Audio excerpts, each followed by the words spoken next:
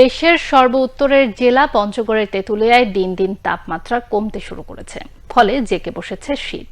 বিশেষ করে মৌসুমী বায়ু বিদায়ের পর উত্তর হিমালয় থেকে বয়ে আসা হিমেল বাতাস ও হালকা ঘন কুয়াশার কারণে কমেছে তাপমাত্রা।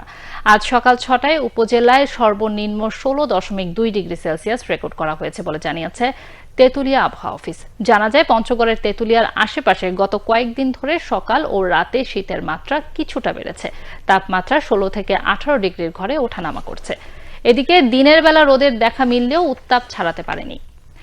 বিরূপ আবহাওয়ার কারণে হাসপাতালগুলোর বহির্বিভাগে প্রতিদিন শীতজনিত রোগীর ভিড় থাকছেই। হাসপাতালে প্রতিদিন রোগীরা চিকিৎসা নিচ্ছেন। এদের বেশিরভাগই শিশু ও বৃদ্ধ। যারা বেশি অসুস্থ হয়ে পড়ছেন তারাই কেবল হাসপাতালে ভর্তি হচ্ছেন। পঞ্চগড়ের তেঁতুলিয়া আবহাওয়া অফিস জানিয়েছে, হিমালয়ের কাছাকাছি হাওয়ায় উত্তর পশ্চিমাঞ্চল থেকে বয়ে আসা হিমেল হাওয়ায় কারণে তাপমাত্রা কমতে শুরু করেছে। আগামীতে তাপমাত্রা আরও কমতে পারে।